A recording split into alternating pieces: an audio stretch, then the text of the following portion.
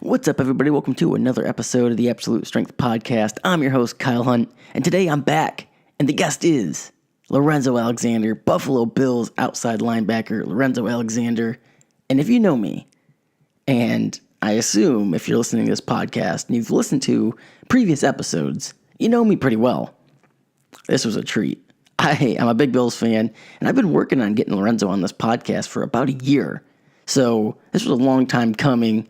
And I was really excited. This is a cool episode. Really, really cool episode. I was super grateful that Lorenzo gave me 45 minutes worth of his time to sit down and do this podcast. We talked a lot about his training in the off season, longevity in the sport. Lorenzo, he's a unique guy because he was in the league for, I would say, I think like 10 years before people really knew who he was. I mean, before he busted onto the scene, especially as a defensive player, and that was a couple years ago.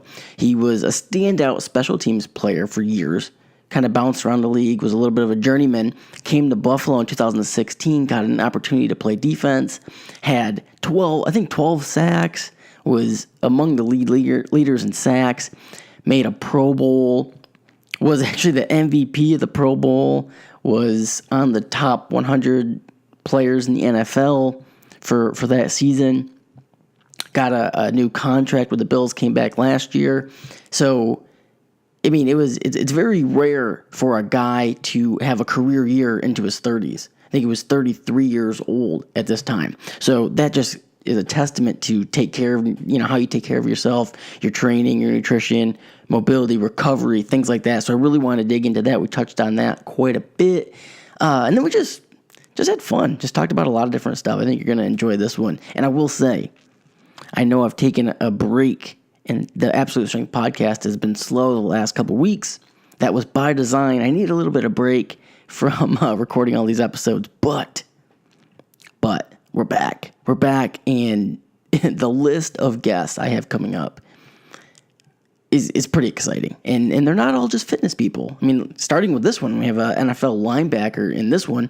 I have a couple more NFL players, a couple more NFL, I guess you could say connections lined up for the podcast. And then, of course, a wide range of fitness personalities, strength and conditioning coaches, and just continuing to bring people on who I want to have a conversation with, trying to continue to bring the content up a notch, trying to provide more value, and trying to provide some entertainment to the fitness podcast scene. Because I will say this, I've been saying this for a long time, but it just seems like the majority of the fitness podcasts out right now, if you've listened to one, you listen to all of them.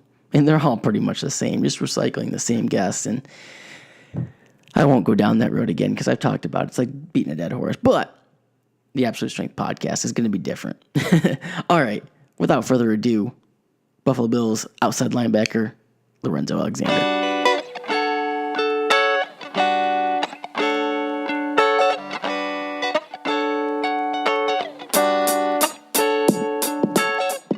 Lorenzo Alexander, what's going on, man? Nothing much, just chilling up in Buffalo. Just put the kids down to bed and, just enjoying a little quiet time. I feel like I've been hustling to try to get on this podcast for about a year. Yeah, I know. Just, never catching up, get busy, and it's probably more of my fault just not following up. Oh, no problem, man. Do you stay in Buffalo in the off season? This is the first year we did. We did in the first year, but my daughter wanted to stay here because she really enjoyed her school.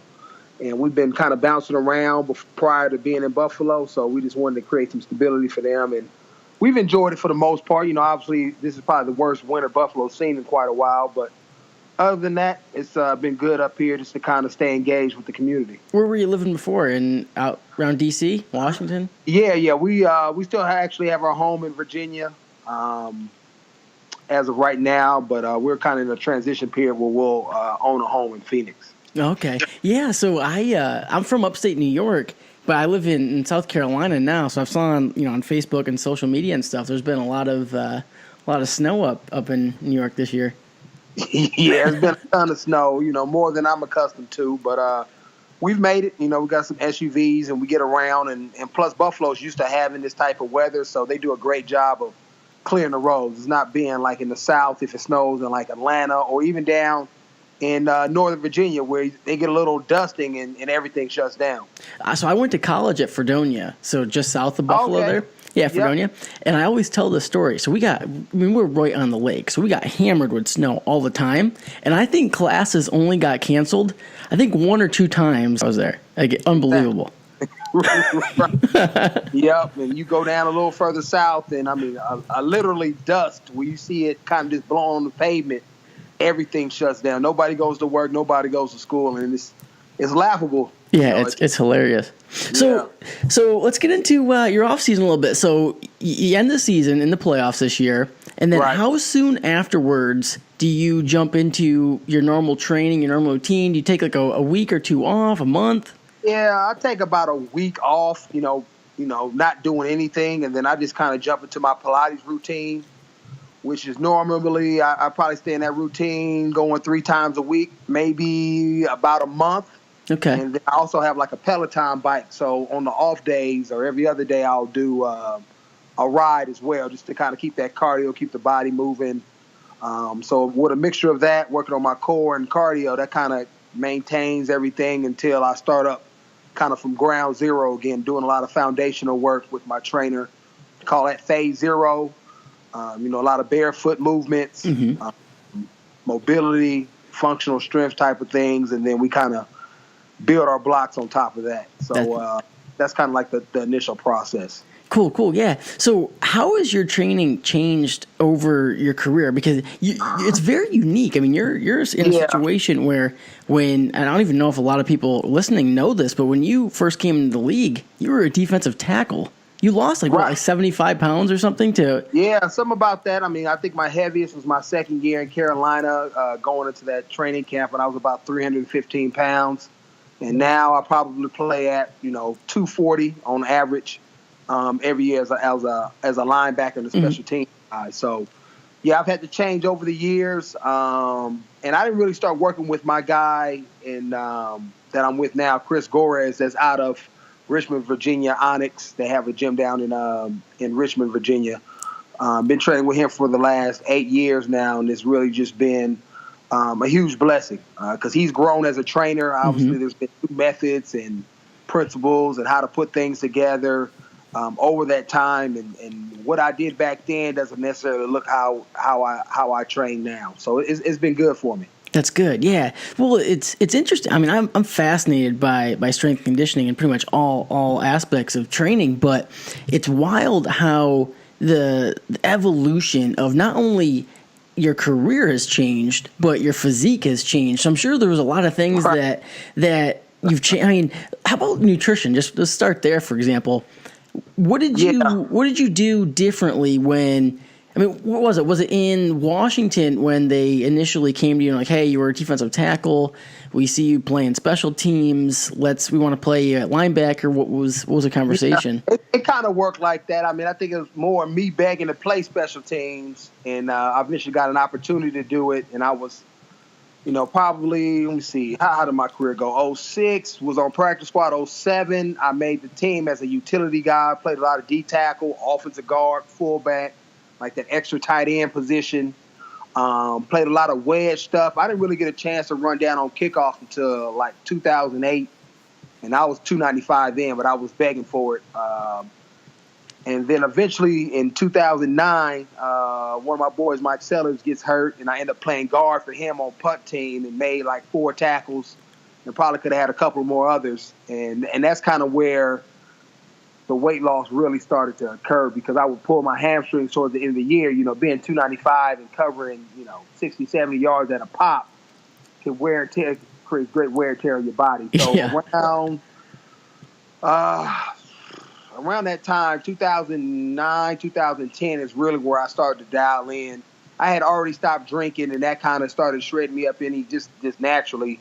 But really paying attention to what I ate and how I ate, cut out a lot of the carbs initially. Did a lot of, I guess, paleo-based type of dieting. And I was with my nutritionist, Chris Mattice, that's in Virginia as well, and started taking a lot of the Poliquin products, BCAAs, the beta-alanine, obviously like the whey, and foundational supplements from fish oils to multivitamins to zinc. And just adding that stuff in, eating better, eating clean on a more consistent basis. And, little by little, each year I would take some weight off. And then I would always throw in something different, whether it was I did MMA one year, I did cycling another year, some CrossFit stuff, just to kind of change it up and do some unique things when I was a little bit younger. And with the addition of those things and me eating better, I was able to drop 20 pounds until I kind of got to the weight I am now. And I think it's probably the most functional as far as not being too small, but being, fast enough and strong enough to kind of do a multitude of responsibilities out on the field. Yeah, so you didn't just drop, like 70 pounds all in like one off season. No, it was a process. Because it kind of went along with the position I was playing. Obviously, I started at a D tackle, did some offensive line, and then I moved to defensive end, so I lost a little bit of weight. Then I was playing special teams, so I wanted to get a little bit more functional, so I lost probably another 10 to 15. And then in 2010, Shanahan came in, and they wanted to move me to outside backer, and I lost a little bit more. I said, I'm not quite where I want to be. And then another season passed. I lost another 20. And then they moved me to inside. I said, okay, I got to lose another 20. And now I'm kind of where I'm at. I've kind of, found my fighting weight at where I'm optimal as far as speed and power is probably around, between 237 and 242 if I want to get, technical. Yeah, that's about where you're at right now. Is that where you stay pretty much all season? Yeah, for the most part. At the end of the year when it's cold and snowy outside and you beat up, it's a struggle. But I do a pretty good job of maintaining my diet throughout. Is it a struggle to maintain your weight or a struggle to keep it down? It's to keep it down. Okay. I think when you eat bad, your body just swells up. Mm-hmm. Especially being in Buffalo. I wouldn't call it the healthiest city, with the wings and the bars and the grills and the pizza. So it's easy for it to get out of hand. So I'm a guy, as long as I'm eating pretty clean and working out, I can maintain it. But the minute, I throw, a wrench into my diet, and that's normally the biggest piece of, whatever you do is your diet. I can gain 15 pounds. It's all water and swelling. Yep. It's not hard for it to jump up that high quickly. Do you stay pretty much around your playing weight all off season? Yeah, I'm probably a little heavier now because I'm just in a power phase and we're doing more, big heavy weights, pushing weights around, and I'll actually start doing. I've started incorporating it already, but start doing a little bit more conditioning, running, cardio, some change of direction and agility. But obviously, the older you get, you want to be smart about how much pounding and wear and tear you put on your joints in the off season. So a lot of the stuff, especially early on, is bike, rower, jump rope, stuff that is not as impactful on the joints and knees in my body. Yeah, I definitely want to get into the longevity aspect. I mean, because you pretty much had your best career year at age 33. Right, statistically. Yeah, statistically, of course. Yeah, defensively, that's my best year. Yeah, but so I wanted to get into what does a power phase day look like? What you're doing right now in the gym? Right now, so like Mondays, what did I do Monday? I did heavy RDLs and mixed that in with some back and pushes, some chest. We did incline dumbbell, heavy incline, and it's actually banded incline dumbbells. Those are the kind of the heavy lifts. And then Tuesday, which was today, even though I know it's Wednesday, I started a day later. Mm-hmm. It was medicine ball slams, single leg squats, and then a circuit at the end that you can kind of incorporate a little cardio into. So, and then my Tuesday and my Friday are kind of the same because they come right after heavy days. So tomorrow I got a heavy leg squat day, 5x5. Heavy squat day would be the foundational lift. I don't know what the supplement lifts are, but that's kind of the base of it right now.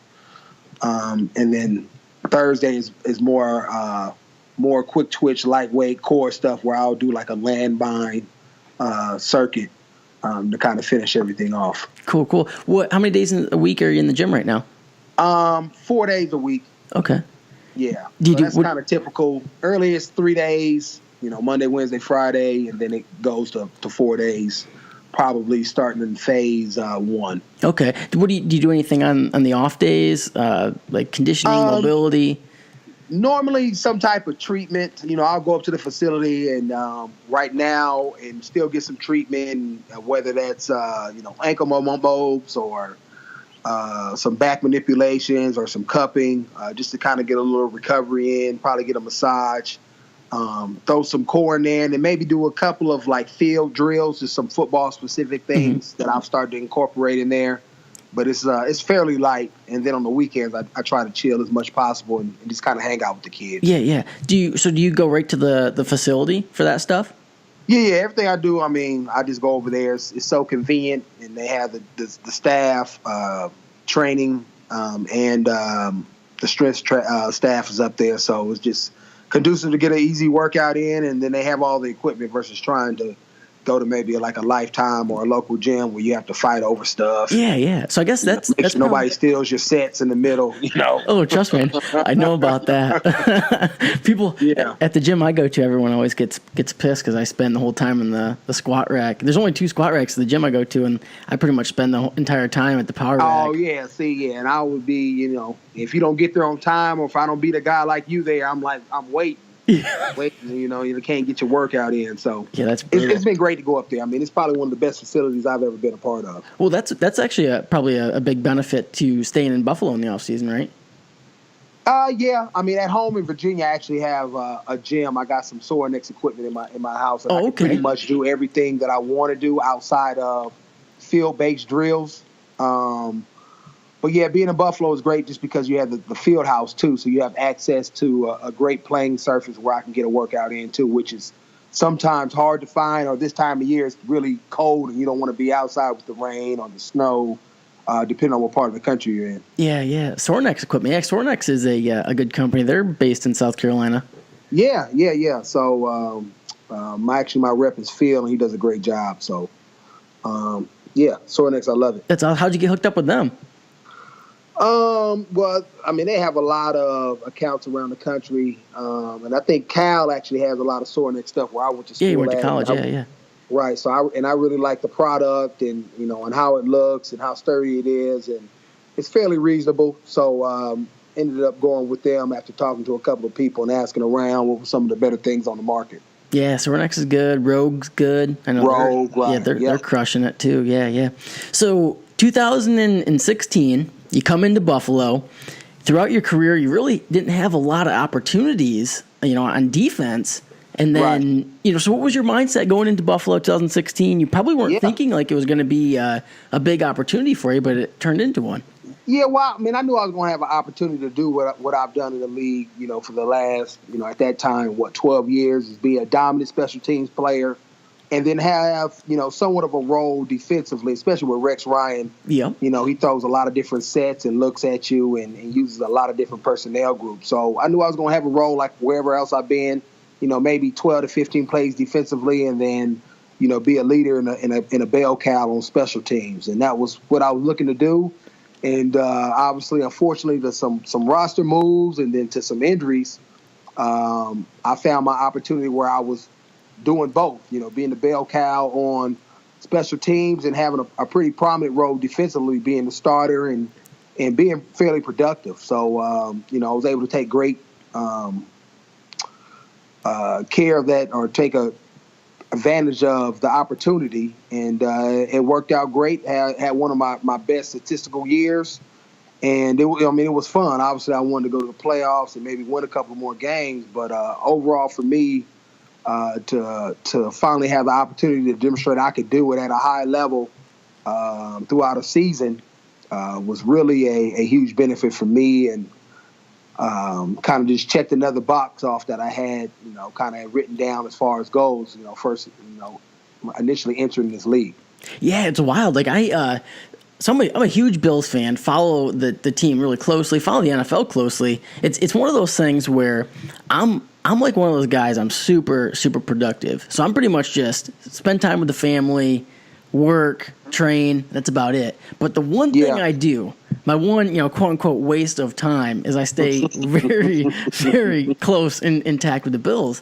So I remember 2016, following the team in training camp and whatnot, and watching you in preseason. I think it might have even been the Washington game where you had a couple sacks. Yeah. I was like, holy shit! Like I don't really know who this Lorenzo guy is, but I'm gonna have to look into him. So I started looking into you and stuff, and then kind of realized, like, well, man, like you just really never had an opportunity to play much defense before. Yeah, no, and I mean it's just the nature of the business, right? So, and I've moved positions, so several times. And injuries so that's too, right? Been my niche in my role, and never had a chance to just really master one position and have an opportunity to go out there and play and get better and hone my skills. And then while I was in Washington, we drafted Brian Arakpo one year, and then we had Ryan Kerrigan another year. And just the nature of how things work in the NFL, those guys are going to be your starters. Yep. And we had another guy, Rob Jackson, that was pretty good. And I was really the swing guy outside and inside by that time in my career. So yeah, it just came down. It just comes down to opportunity. But I wouldn't say I'm unique in that way. I think a lot of guys can play in this league, but for one reason or another, they never really get an opportunity to really grow in that position, master it, and have a long enough leash where when they do make mistakes, coaches allow them to play through it, where you may have guys that are first rounders, really talented, that have that longer leash and are able to learn from their mistakes and not feel like they're going to lose their job next week. Yeah, you see that a lot with quarterbacks. Right. Quarterbacks, positional players. It just happens a lot because it's all about winning right now. And if it's a guy that I don't really trust or don't know or I'm not comfortable with, I'm going to put a guy in there. Because if I'm going to lose my job, I'm going to go down with the guy I think gives me that best opportunity. Yeah, 100%. So it happens. And then guys get put into boxes like, after I start battling on special teams, he's just a special teams guy. So let's just leave him there, but I can play defense too. And I had that happen to me when I was in Oakland and we had some injuries and I'm like, man, I can play defense. Just throw me out there. I can play. I trust me. And it didn't happen until the last game of the season playing Kansas City. And I go out there and ball out. And then after the game or after the season, the head coach was like, yeah, we should have played you more. I was like, no, I know. I was trying to tell you that the whole year. I ain't been in the league, but I've been in the league 10 years at that time. I'm not making stuff up, so it's just the way the league works, good, bad, or indifferent. That's just the way things are for whatever reason. And sometimes it just takes an opportunity, unfortunately, normally it's at the cost of somebody else losing their job or being injured, to have the opportunity to showcase what you're able to do outside of what people may pencil you in as. Yeah. Well, when you went out to Arizona, you pretty much you were thought to have a pretty good opportunity to play there, and then you got hurt. I got injured. I tore my Liz Frank the third week of the season in my first year of my deal, and I really wasn't the same player until 2 years later. So, and then we had a guy, John Abraham, obviously probably borderline Hall of Famer that came in and played really well that year. Used to play for the Jets, right? The Jets, yeah. And then that next season, I just wasn't the same. I couldn't cut. I couldn't turn to my right at all. It was just too painful. I really was just a straight line guy, and I was just relegated to strictly special teams, just due to the lack of athleticism that I had because my foot wasn't right. And then in 15, I'm getting older as, these years are passing too. So, the GM was just, not sure what I was going to do, thinking I was still injury prone or I was going to get hurt again, decided to move on. Now, since then, that same GM has said, I was the biggest mistake he's ever made. And this is unsolicited, just telling me, I should have never moved on from you. We just thought you was done. That the guy in Arizona? Yeah. So, it was Steve Keim. That was the GM there. People can find that out there, look it up. But, I found another opportunity, went to Oakland, played really well on special teams, showcased, and was able to, parlay that into another opportunity here in Buffalo. And I think they thought of me in the same light. But Rex had wanted me, anyway in 2000 when I went to Arizona initially. And I had left Washington. There was a lot of drama there, and I didn't want to go to New York because of that same type of aura was around that team at the time. What was the drama? Well, Rex is a unique head coach, so Yeah. I think he just has anywhere he goes, he gets a lot of attention. I think he's a good head coach, has a certain way of doing things, but during that time, it just seemed like there was just a lot of non-football media attention around the organization, and I didn't want to necessarily be a part of that coming from Washington, that has been plagued by that, since I was there in 2006. Yeah. This extra stuff that takes away from you trying to accomplish your job on Sundays. So, obviously this time around, Buffalo was really my only option, and it worked out. I mean, he wanted me obviously because he knew what I was capable of doing, being a versatile player, which he loves, and I fit very well into his scheme, and things lit up for me. The lights turned on, playing with Kyle Williams, Jerry Hughes, guys of that ilk, and it was great. It was fun, and hopefully I continue to be able to do that, and this year coming up, kind of get back to doing some of that a little bit more, and being a rusher, even on first and second down in passing situations. Yeah, that's what I kind of thought last year, that towards the end of the year, I don't know, I was like, man, they should probably try to use you back, pass rushing a little bit more. Yeah, and it's always, I think, a transition period when you're dealing with a new coaching staff, a new scheme, and they're trying to figure out how to use me. I mean, and it's always hard, right? I mean, you got a guy that can do a multitude of things, so where do you put him? Where is he most effective? Yeah, because you kind of started out at the strong side, or pretty much played the strong side. Right? Well, I played the weak side linebacker all year for the most part. Weak side in our base, yeah. Will. Well, what would Milano be then? Would he want to be the strong side then? He was a Sam. Yeah, he played the strong side linebacker in the overfront. All right. Yeah. So between and then we have a lot of other rushers. Then we had some injuries, and I was playing third down, nickelback, and so it's just a lot of stuff going on and trying to figure out where I'm most effective when you haven't been around a guy like myself that often. So I think this year it'd be more streamlined as far as getting opportunities to rush, because last year I had 200 less attempts than I did the year prior. Yeah. But had a better pass rush efficiency rate. So last year, 2017? Not like my numbers fell off. I just didn't have as many opportunities to get after the rusher. I mean, 200 is a lot. That's a lot. When you look at it, it's almost 10 a game. Yeah. At least 10 a game, So, I mean, you get that many more opportunities to get after the quarterback, you're bound to just, get a couple of give me sacks in there, at least. Yeah. So, but, overall, I was very pleased with it. And I've talked to Sean and our coordinator and Leslie Frazier, and just trying to figure out different ways or ways that I can help the team win using my skill set. Yeah, so you want to try to see if you can get more attempts at rushing the passer then? Yeah, I mean, if that's what's best for the team, I definitely would like to be able to rush the pass, especially when it's, first and second down and maybe first and 15 or, second and 8, because I can hold up against the run because I've showed it. I've done it. And I think when you don't practice it or don't show coaches necessarily that you can do it, they haven't seen it, so they kind of don't put you in that box of being able to do it. To do it, exactly. Right? So those are some of the things that, obviously we will emphasize more as far as in practice, just to give them a picture of what it looks like when I'm in there. And I think once they have a picture, you trust it more, and you're more willing to put a guy in, regardless if a team may run it or not. Yeah. How, at this stage in your career, how much attention do you pay to off-season stuff? Free agency, draft talk, stuff like that? I watch it as far, if it's pertaining to the Bills, and then obviously all the big news stuff you just can't miss. Yep.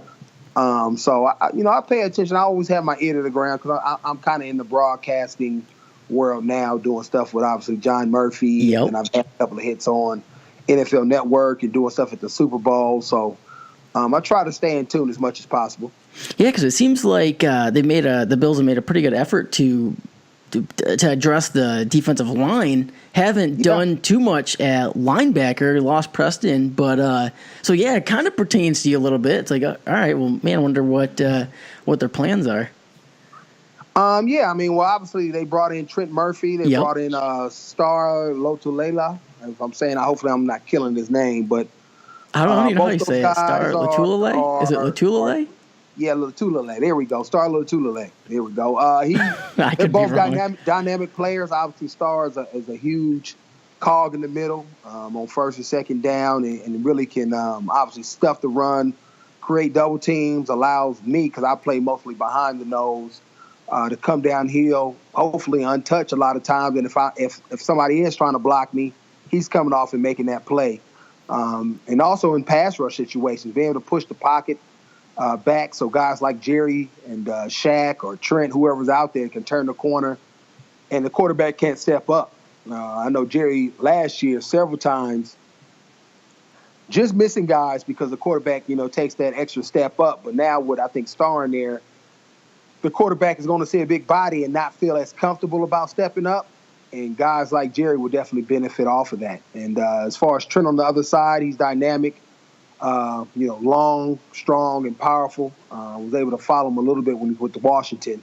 But then on third downs, he's able to kick in the inside because of his size. Yeah. And that could put me on the end or Shaq on the end but there are going to be various looks just like we had last year. Because when it comes to pass rush, you pass rush in numbers, giving teams various looks and waves of guys, and that only helps you as far as just being fresh and productive and be able to get to the quarterback, which is the ultimate thing. So the guys we brought in are going to help enhance our team. It really doesn't affect what I do that much. As far as where I'm going to play and how I'm going to play. I'm just looking forward to working with those guys because those guys are more of the same, hard-working, high-character guys that have talent and can play football. How it seems like with McDermott and Bean coming in, that's kind of been more of a priority. I'm trying to figure out how to ask this question, but was it as big of a difference between Rex and McDermott as it seems? Yeah, I mean, they're just two different guys. Yeah. Personality-wise, structural-wise, just how they live their life and go about business. But I don't think one way is better than the other. Yeah. I just think you have to understand your team and know what they need as a head coach. And sometimes a certain personality works better for a certain unit. And I think for Rex, he does his best work when he has a veteran team. Mm-hmm. You think about those Jets teams. You think about those Ravens teams, there were a lot of older guys and veterans. And with the league trending younger, I don't know, if his way is always the best way, just because guys aren't professional enough or aren't mature enough sometimes to be a pro, be a grown man, and take care of business. Sometimes you got to have a little bit more of a firmer hand and a little bit more of a guiding way, which I think Sean provides a little bit more structure in that sense to make sure and emphasize and hold accountable guys doing what they need to do.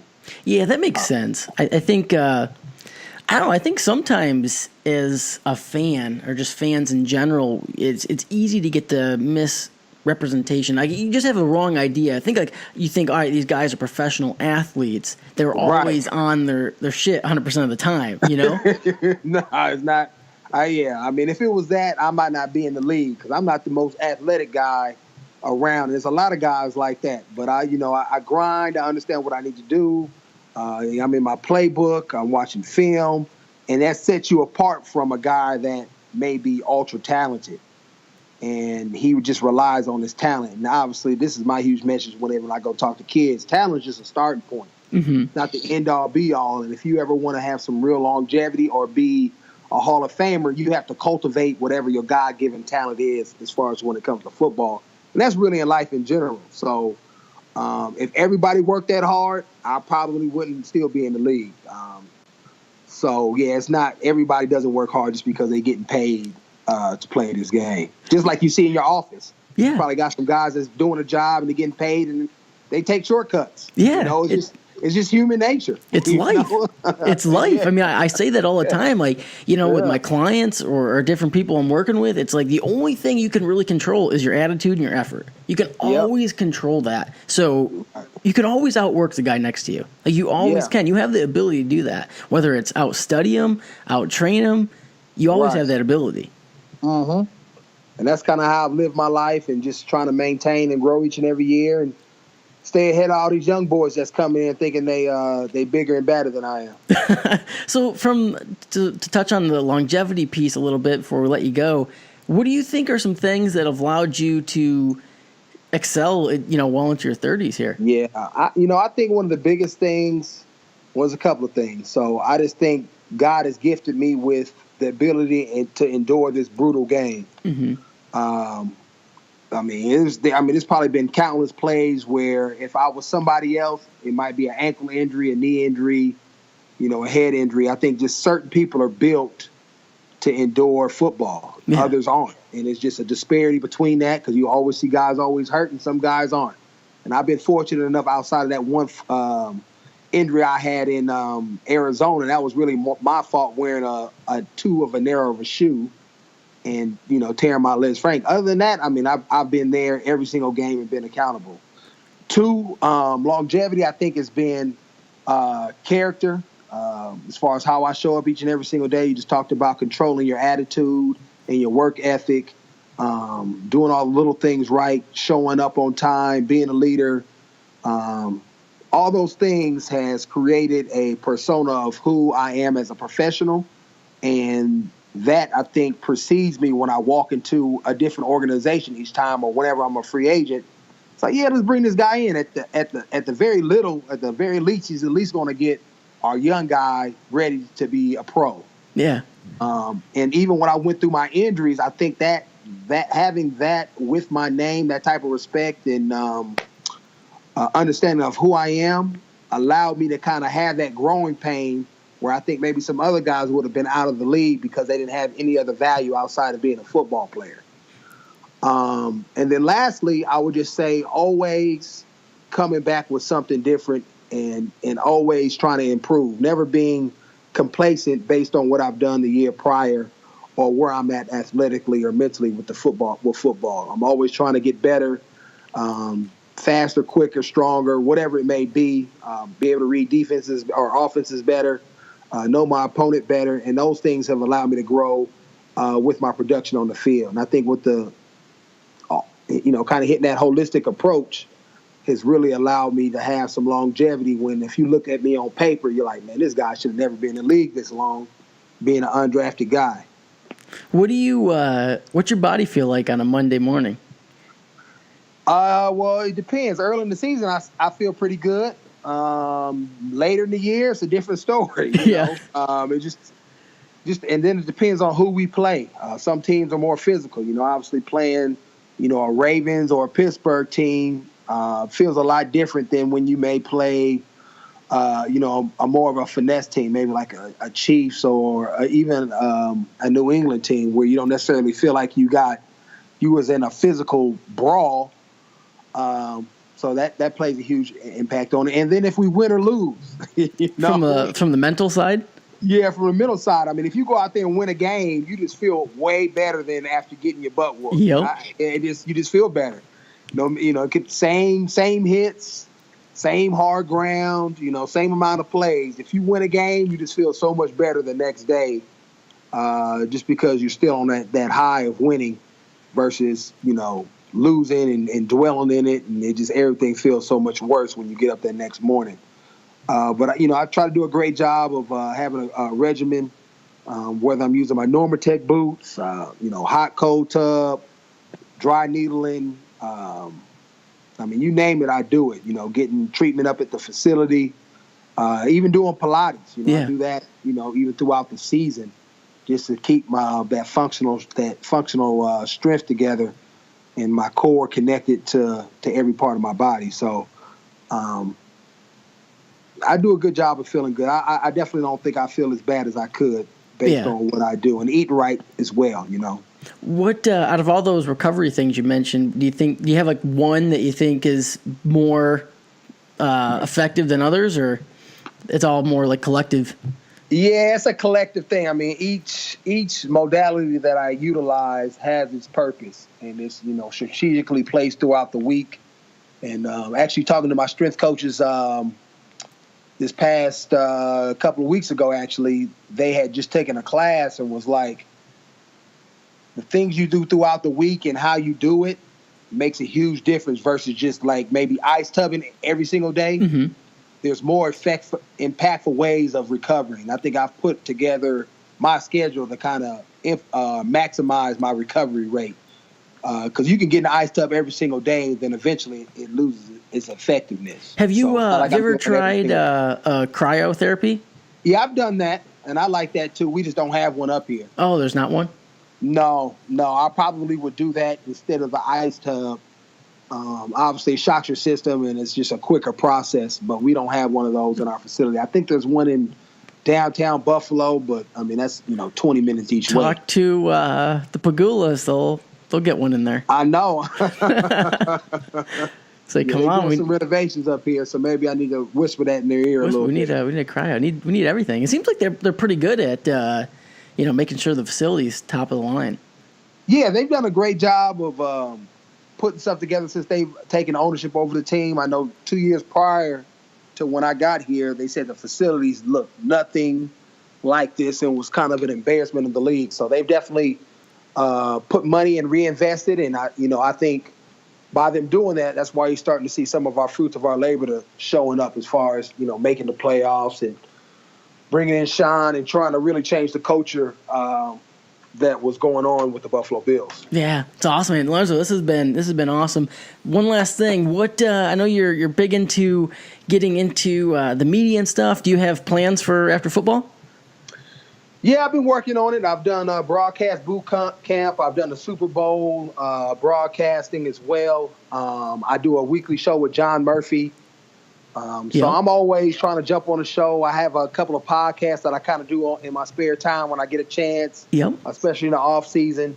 So, I'm always trying to put myself out there and kind of work on that skill set and trade. It's not as easy as what people may seem. It may be you're not just asking questions or just talking. There is a skill set, I think, that goes into being a good host, co-host, analyst. And so I'm just getting as many reps as I can while people want me, since I'm playing football still. So when I transition, I kind of have those relationships and at least a starting point for myself for life after football. Yeah. Well, you did a show with Sal Capaccio a couple years ago, wasn't it? 2 years ago? Yeah, I was doing Out of Bounds with him, which was really fun. I really enjoyed that. It was just a huge time commitment. On a Tuesday night, I had to drive like 40 minutes there and back. So obviously having a wife and kids, that wasn't very conducive to a happy life. Yeah, I know how that goes. Yeah. So, Lorenzo, this has been awesome. Thanks a lot for doing this. How can people get more information about you? Follow you on Twitter? Yeah, follow me on Twitter, One Man Gang 97.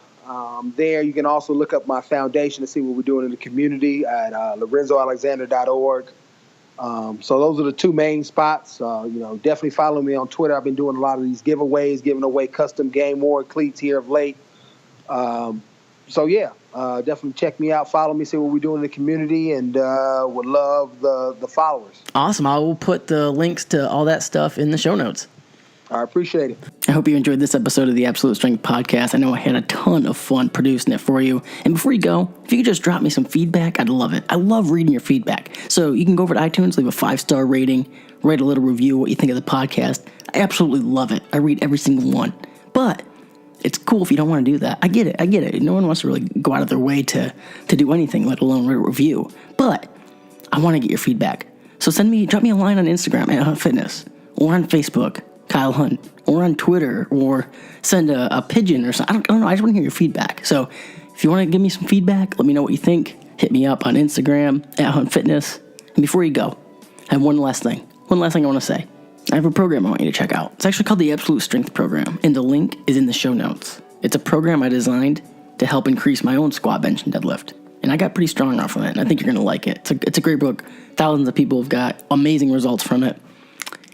It's in the show notes. All right, guys. Until next time, until next episode, peace.